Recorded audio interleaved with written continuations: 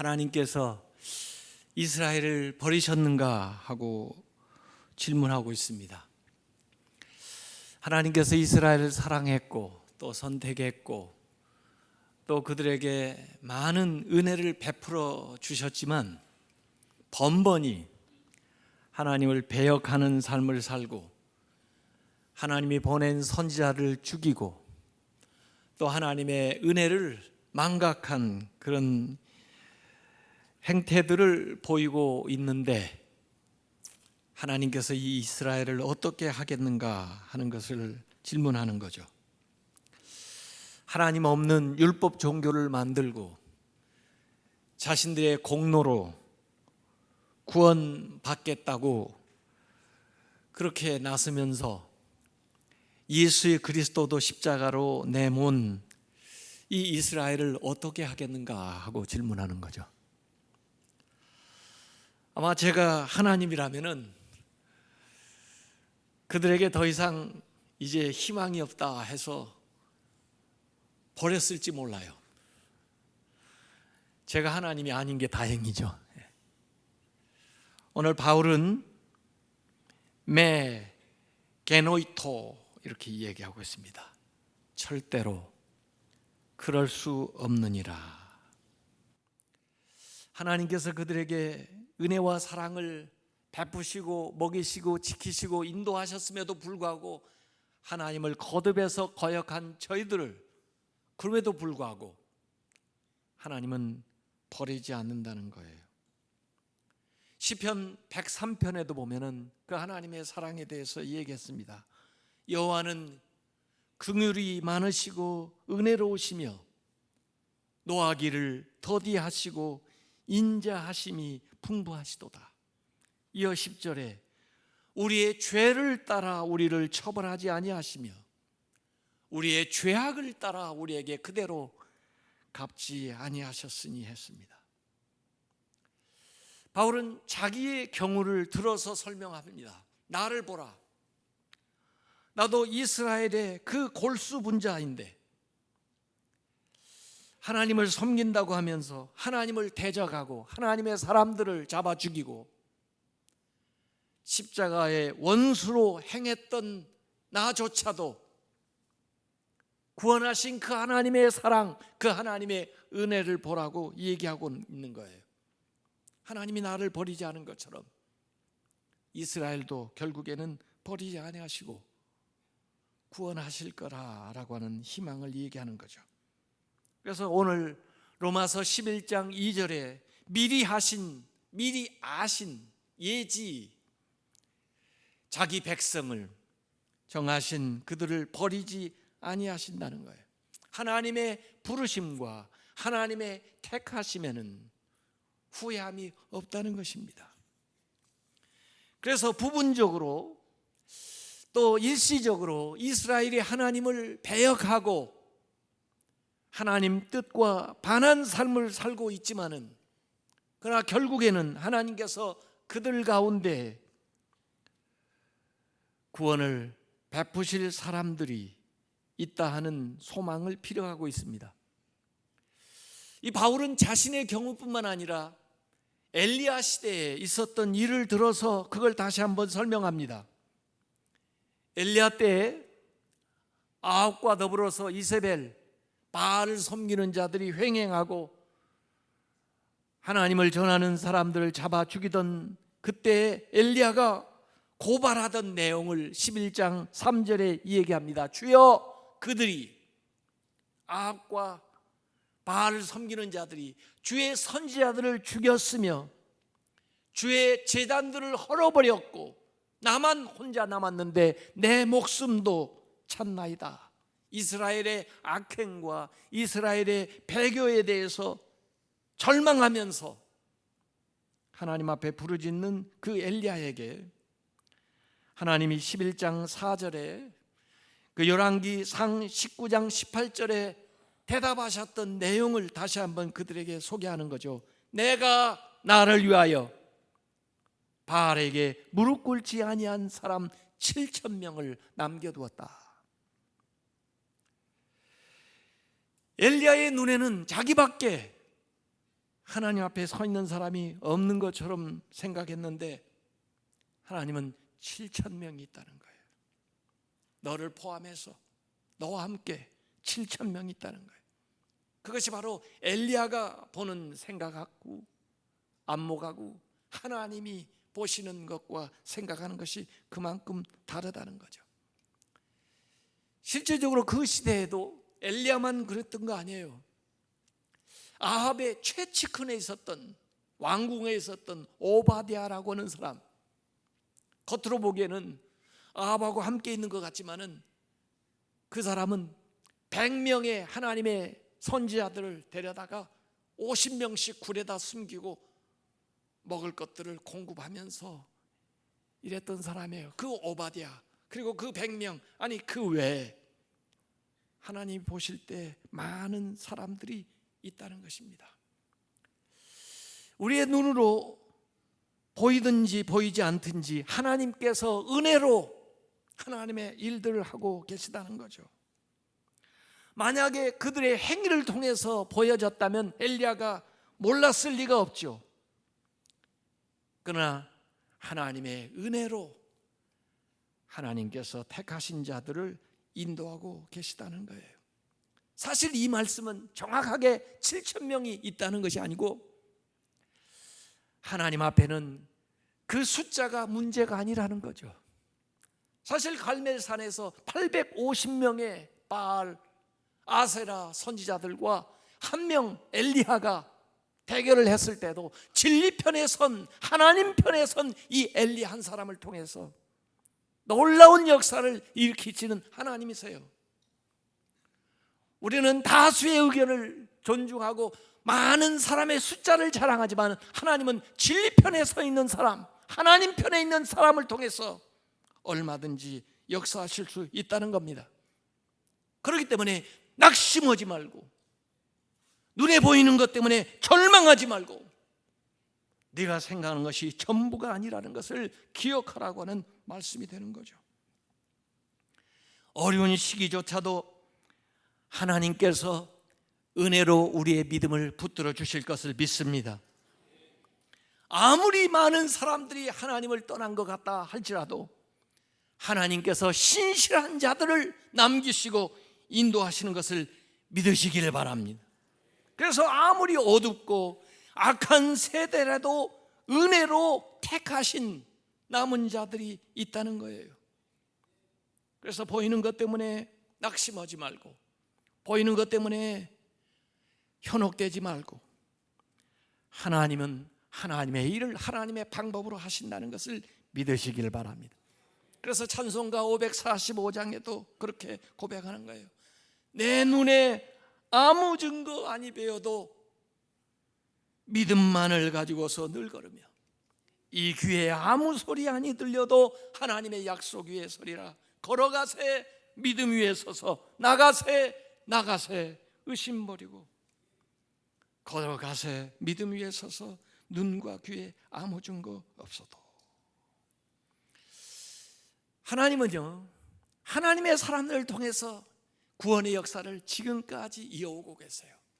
홍수 중에도 노아와 그 가정을 남기시고 또 그 배에 생물들을 보존하셔서 하나님의 역사를 이루어요. 바벨 사건의 열방으로 흩어질 때도 하나님께서 아브라함을 선택하시고 그를 통해서 하나님의 역사를 이어와요. 이삭을 통해서, 야곱을 통해서, 12지파를 통해서 하나님의 역사를 이어와요. 광야에서 그 많은 사람들이 쓰러질 때도 여호수아와 갈렙을 통해서, 새로운 세대를 통해서 가나안에서 새 역사를 이루어 가시는 하나님이에요. 이스라엘이 멸망하고 포로로 뿔뿔이 흩어지고 잡혀갔을 때에도 그 포로 가운데 남은 자들을 통해서 하나님의 역사를 이어나오는 것이 이사야서, 예레미야, 에스겔, 다니엘, 에스라, 학개, 느헤미야에 나오는 사상이에요. 아무리 시대가 어려워도 하나님께서 남은 자를 통해서 새 역사를 일으킵니다. 그래서 이사야서 6장 13절에 그 중에 10분의 1이 아직 남아있을지라도, 아니 그 10분의 1조차도 황폐하게 될 것이라. 그러나 밤나무와 상수리나무가 뱀을 당하여도 그루터기는 남아있는 것 같이 거룩한 씨앗, 그래도 이 땅에 그루터기니라. 하나님의 역사는 남은 자를 통해서, 거룩한 씨앗을 통해서 계속되어 나가는 것을 믿으시길 바랍니다. 하나님의 은혜로, 하나님의 택함을 받은 자를 통해서 일하시는 거예요. 우리의 행위가 아니라 하나님이 베푸신 은혜를 통해서 되어지는 것이고, 하나님 편에서 일방적으로 택하신 것을 통해서 또 하나님께서 선택하신 그 남은 자들을 통해서 이루어 나갔어요. 북한에도 남은 자가 있는 걸 믿습니까? 6.25 전쟁 일어나기 전에 통계 보니까 북한에 2600개의 교회가 있었고 평양에만 270개의 교회가 있었습니다. 그래서 평양이 동양의 예루살렘이라 할 정도로 그곳에서 평양 대부흥운동도 일어났고 하나님을 믿는 사람들이 많이 헌신해서 하나님의 일들을 이어왔어요. 남북이 분단된 이후로 예수 믿는 사람들이 순교를 당하고, 그리고 교회가 무너지고 믿는 자들이 지하로 숨어들었지만 그 가운데도 하나님께서 남긴 자들이 있는 줄로 믿습니다.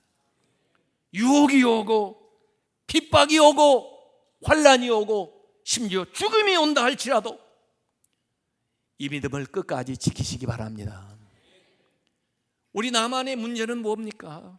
예수 믿는다고 핍박을 받는 게 아니에요. 오히려 너무 풍족하고 세상에 갈 곳도 너무 많고 즐길 것도 너무 많고 가진 것도 너무 많기 때문에 오는 유혹이에요. 없을 때도 우리가 이 믿음을 잘 지켰는데 풍부한 가운데에서도 믿음을 놓지 말고 끝까지 이 믿음을 지켜나가시길 바랍니다.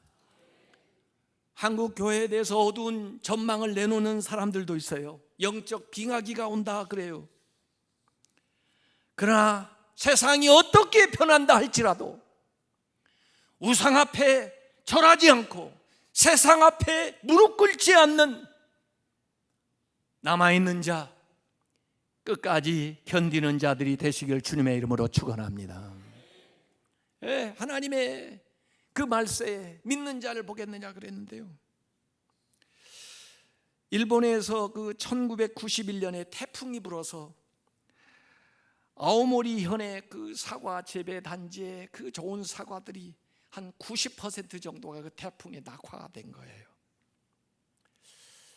수확할 철 얼마 앞둬놓고 그렇게 낙화가 돼가지고 농민들이 아주 시름에 젖었는데, 어떤 농부는요 그 나머지 10% 사과를 잘 간수해가지고 수확을 한 다음에 그걸 파는데 거기다가 라벨을 그렇게 붙였대요. 강력한 태풍에도 떨어지지 않은 사과. 그랬더니 그 해에 수험 응시생들이 그 떨어지지 않는 사과를 먹으면 입시에서 안 떨어진다 그래가지고 그걸 그렇게 다른 사과보다 10배나 더 비싸게 가격을 치르고 샀다는 거예요. 그래서 손해를 만회했다는 그런 실화 같은 이야기가 있어요. 견디시기 바랍니다. 끝까지 남아있으시기 바랍니다. 오늘 이스라엘이 그렇게 하나님의 말씀에 배반하고 떠난 것 같아도, 눈에 보이지 않아도 하나님께서 남은 자들을 세워놓는다 하는 얘기를 여기 바울은 먼저 하고 있습니다. 그러나 그 7절에 남아있는 자는 앞에 남은 자 얘기한 거는 좀 의미가 달라요. 앞에는 remnant, 남은 자인데 여기 7절에 남은 자는 the last, 하나님이 선택하고 그리고 남은 자, 버림받은 자죠. 버려진 자의 은혜에서 제외된 자들도 있다 이거예요. 그 남은 자들은 우둔하게 되어졌다. 하나님의 은혜가 그들에게서 빠져버리게 되니까 그들의 양심이 마비되고 그들의 마음은 돌처럼 굳어졌다는 거예요. 그래서 그렇게 버려진 사람들의 특징을 보니까 11장 8절에 세 가지로 나옵니다. 하나님이 오늘까지 그들에게 혼미한 심령, 마음이 혼미했어요. 마치 술 취한 것처럼, 마취 상태에 있는 것처럼 분별력을 잃어버린 그런 혼미한 심령, 보지 못하는 눈, 보기는 보아도 깨닫지를 못해요. 또 눈앞의 것만 보지 먼 것은 보지 못해요. 보지 못하는 눈, 그리고 듣지 못할 귀를 주셨다. 하나님의 말씀을 들어도 깨닫지를 못하는 거예요. 이런 자들은 버려진 자들이에요. 은혜가 떠난 자들이에요. 사실 이 말씀은 신명기 29장 4절 말씀을 인용한 거거든요. 구약의 광야 생활을 하다 보니까 이스라엘 사람들이 광야 생활을 하면서 깨닫는 마음이 없어지고, 보는 눈, 하나님이 그렇게 많은 기적을 보여주는데도 그걸 못 보고, 들려주시는 그 하나님의 음성을 듣지 못하는 귀, 이것이 오늘날까지 있다는 거예요. 광야 생활할 때만 그들이 그런 게 아니고 오늘날도 그렇게 하나님 말씀을 들려주는데도 완악해서 깨닫지를 못하고, 보여줘도 볼 수 없고 들려줘도 듣지 않는 자들이 있다는 거예요. 그들에게는 하나님의 준후한 심판이 임한다는 겁니다. 다윗은 저주의 시편에서, 저주 시편 69장 22절 23절에 그 은혜 받지 못한 자들에 대해서 얘기했는데, 바울은 그 말씀을 인용해 가지고 오늘 로마서 11장 9절 10절에 이 얘기하고 있습니다. 그들의 밥상이 올무와 덫과 거치는 것과 봉이 되게 하셨고, 밥상, 음식을 먹는, 영양을 공급하는 그 밥상이 오히려 올무가 되고 덫이 되고 거치는 것이 되고 봉이 되는 거예요. 여러분, 짐승을 사냥할 때 그 짐승이 좋아하는 먹이를 가져다가 그 덫에다가 놓습니다. 자기가 죽는지를 모르고 가서 그걸 덥석 물어요. 그래서 그에게 올무가 되고 덫이 되고 거치는 것이고 보응이 되는 거죠. 우리의 음식이 나에게 죄를 짓게 만들고 결국 나를 사망으로, 내가 심판을 받는 대로 데려간다면 그것이 바로 이러한 어리석은 모습이 되는 거죠. 먹는 것 때문에 죄를 짓고, 그것 때문에 넘어지고, 그것 때문에 벌을 받는다면, 먹는 것을 통해서 힘을 얻어 선한 일을 하는 것이 아니라 죄를 짓는 데 쓴다면 그것은 저주를 받은 거죠. 그들의 눈은 흐려 보지 못하고 그들의 등은 항상 굽어. 눈이 흐려서 분별력이 없어 영적 맹인이 될 뿐만 아니라 등이 굽어요. 왜? 매일 땅에 있는 것만, 아래 있는 것만 바라보고 그걸 위해서 살아가니 등이 굽을 수밖에 없는 거죠. 예수님께서 이러한 모습을 마태복음 24장 38절 39절에 얘기하신 적이 있어요. 홍수전에 노아가 방주에 들어가던 날까지 사람들이 먹고 마시고 장가가고 시집가고 있으면서 홍수가 나 그들을 다 멸하기까지 깨닫지 못하였으니 인자의 임함도 이와 같으리라 그랬어요. 은혜를 받아야 우리가 음식을 먹는 의미가 달라지는 거예요. 눈이 열리고 귀가 열려야 하나님이 원하는 삶을 살아갈 수가 있는 거예요. 땅만 바라보지 말고 하늘을 바라보면서 우러러보면서 하늘나라를 소망하면서 살아야 바른 인생을 살게 되는 것입니다. 오늘 로마서 11장 11절에는 로마서 시작하면서 11장 1절에 질문했던 것을 다시 한번 바울은 질문합니다. 그러면 그들이 넘어지기까지 실속하였는가? 이스라엘이 완전히 넘어져서 이제는 다시 소망이 없는가? 하고 다시 물어요. 그리고 똑같이 대답합니다. 그럴 수 없느니라. 이스라엘이 완전히 실족하여 버려진 것은 아니라는 거예요. 그러면 이 일을 통해서 하나님이 뭘 하시나?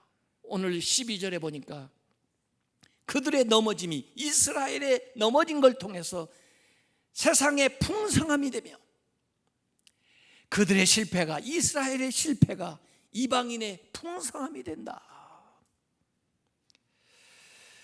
이건 어떻게 보면 영적으로 삼각관계예요. 하나님과 이스라엘과 이방인과의 그 관계인데, 이스라엘이 넘어짐으로써 이 복음이, 이 은혜가 이방에게 미쳤다는 거예요. 마치 그 예루살렘 교회에 핍박이 일어나니까 예루살렘 교회에 모여있던 그 유대인들이 사방으로 흩어집니다. 사마리아, 유대, 그리고 저 안디옥까지. 그래서 유대인뿐만 아니라 이방인들에게도 복음을 전하게 돼요. 그래서 결국 안디옥에 교회가 세워져요. 그 안디옥 교회는 이방인 선교를 위한 전초기지가 되죠. 바울과 바나바가 그곳을 기지로 해서 1차, 2차, 3차 전도여행을 하게 되는 거예요. 예루살렘의 실패가 안디옥 교회를 세우는 계기가 된 거예요. 이방인 선교에 문을 열게 된 거예요. 바울이 이방인들을 선교하기 위해서 나가는데, 사실은 이방인만을 선교하는 것이 아니라 이방인을 선교하는 걸 통해서 나중에 이스라엘 백성으로 하여금 시기심이 일어나게 돼요. 그래서 오늘 11절에 그리고 14절에 envious, 시기한다는 건데, 우리 한국말로 하면은 시샘한다고 번역하면 더 좋을 거예요. 왜냐하면 시기한다는 거에는 부정적인 뜻이 많이 있는데, 항상 부정적인 것만이 아니에요. 시기한다는 게요, 뭐 안 좋은 일에 대해서 또 안 좋은 방법으로 남의 것을 빼앗으려고 하면은 그 시기가 나쁜 거지만은, 좋은 것에 대해서 또 다른 영역, 또 얼마든지 주시는 하나님의 은혜를 향하여서 나아갈 수 있는 계기가 된다면은 그 시샘하는 게 오히려 좋을 수가 있죠. 지난 주간에 그 경제 전문가 만나가지고 특강을 들었는데, 그분이 그런 얘기 하더라고요.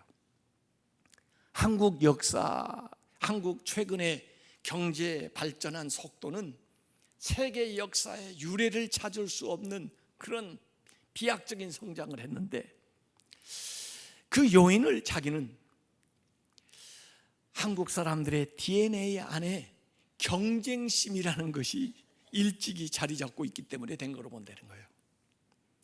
한국 사람만큼 경쟁심이 강한 민족을 자기는 못 봤다는 거예요. 심지어 우리는 유치원 갈 때도 경쟁률이 대단하잖아요. 계속 학교 들어가면 대학 입시를 위해서 모든 것이 다 그냥 줄을 세우잖아요. 그래가지고 또 대학 졸업을 하면 또 취직하기 위해서 몇십 대 1 경쟁을 뚫고 또 그 취직 자리에 나가요.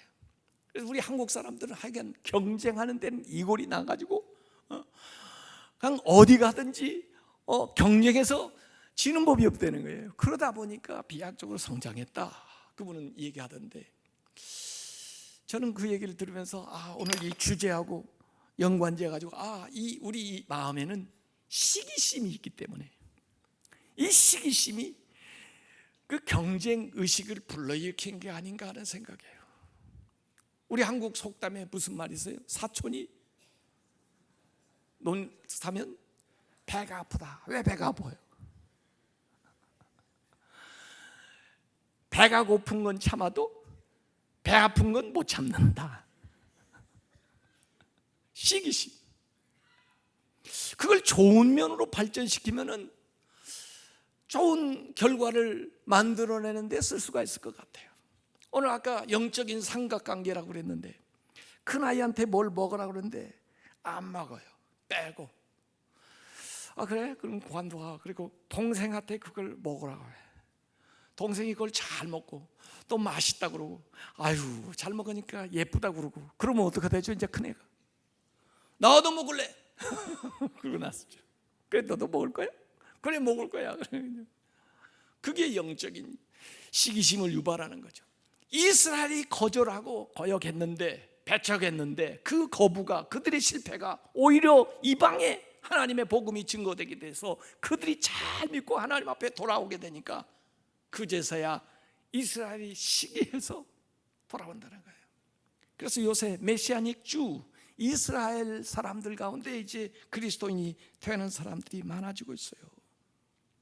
이스라엘의 넘어짐이 이방의 구원이 이루고, 또 이방이 주님 앞에 돌아오는 것을 통해서 이스라엘이 결국 시기 나게 되어가지고 하나님께로 돌아온다 하는 것이 오늘 로마서 11장 11절과 14절에 반복해서 나오는 거예요. 사실 신앙생활이 그런 것 같아요.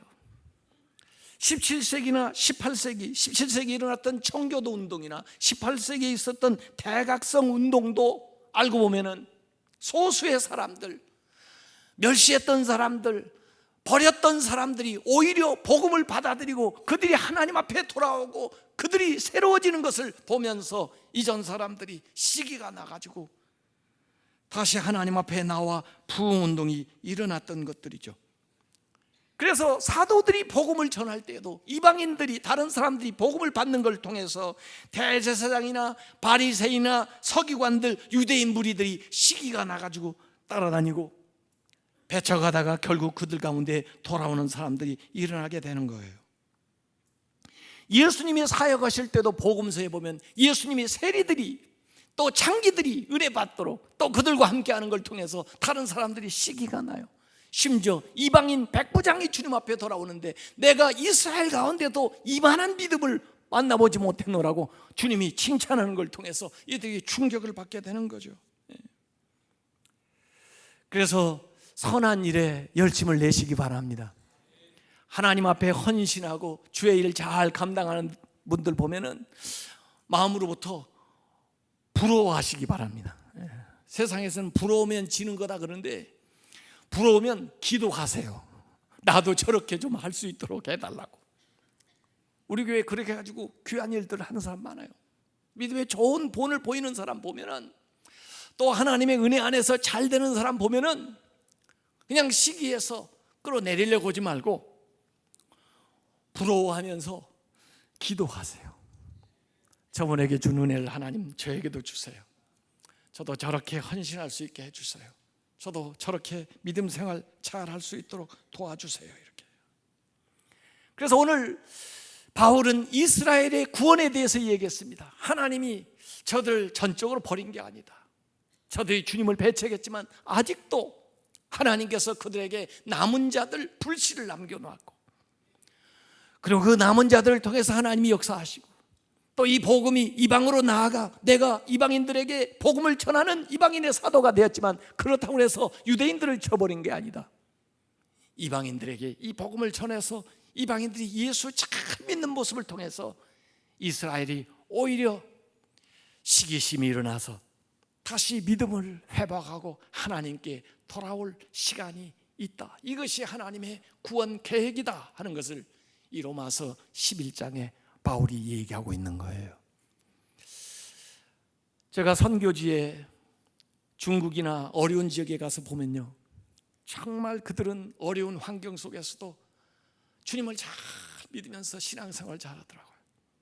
거기 가서 뭘 하러 갔다가 오히려 충격을 받고 오히려 도전을 받고 오히려 은혜를 받아요.